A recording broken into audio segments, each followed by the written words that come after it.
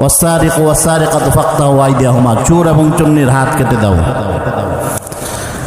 যারা জিনা করে তাদেরকে হত্যা করো, 100 বেত্রাঘাত করো। এগুলি রাষ্ট্রীয়ভাবে যখন ইসলাম প্রতিষ্ঠিত হবে, চুরি বন্ধ হবে, ছিনতাই বন্ধ হবে। সৌদি আরবে কিছু কোরআনের কিছু বিধিবিধান প্রতিষ্ঠিত আছে, যার কারণে সৌদি আরব দেখা যায় যে হাজার হাজার কোটি কোটি টাকার স্বর্ণ দোকানদার খোলা রেখে মসজিদে আজান দিয়েছে, মসজিদে চলে যাইতেছে, দোকানপাট সব খোলা, কোনো চিন্তা নাই, কোনো টেনশন নাই, কোনো ভয় নাই, আশঙ্কা নাই চুরি হয়ে যাওয়ার।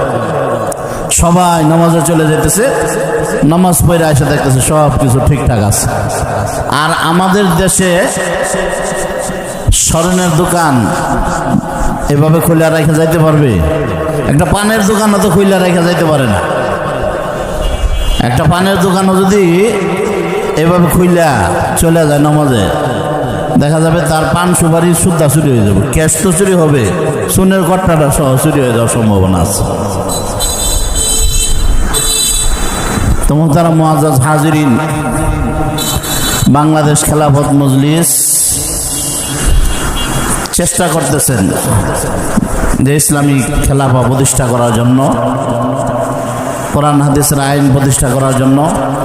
কোনো এক সময় দেশের মানুষ, মুসলমান আলেমরা, তারা এটা গুরুত্ব দিত না। ফলে এদেশের 20 কোটি মুসলমানের সন্তান হওয়া সত্ত্বেও তারা জানে যে হুজুররা কেন রাজনীতি করবে, মসজিদের ইমাম কেন রাজনীতি করবে, মাদ্রাসার শিক্ষক কেন রাজনীতি করবে। রাজনীতি তো করবে তারা জেনারেল শিক্ষিত, চোর চোরটা বদমাশ বস্তির পোলাপান যারা আছে, আর এখন রাজনীতি করে নেতা হইতেছে। তখন নেতার নামে, রাজনীতির নামে তো দুর্নীতি হবেই। যার ভিতরে শিক্ষা নাই, রাস্তাঘাটে বস্তিতে জন্ম, শিক্ষা দীক্ষা কিচ্ছু নাই, না জেনারেল দুনিয়াবি লাইনে শিক্ষা আছে, জাগতিক শিক্ষা, না আরবি শিক্ষা, ধর্মীয় শিক্ষা, কোনো শিক্ষাই নাই। শিক্ষা ছাড়া আজকে নেতা হয়ে যাইতেছে। তো রাজনীতির নামে তো পেটনীতি করবেই, ও রাজনীতির নামে তো দুর্নীতি করবেই, ও রাজনীতির নামে তো দেশের অর্থ সম্পদ চুরি করে বিদেশে পাঠাবেই। দেশকে মহব্বত করা, দেশের সম্পদকে মহব্বত করা, দেশকে ভালোবাসা, এটা তো আল্লাহ রাসূলের আদর্শ, আল্লাহর হুকুম, নবীজির আদর্শ। নবীজি দেশকে কিভাবে ভালোবাসতেন এই আদর্শ তো তারা জানে না, ওই শিক্ষা তো তাদের মধ্যে নাই।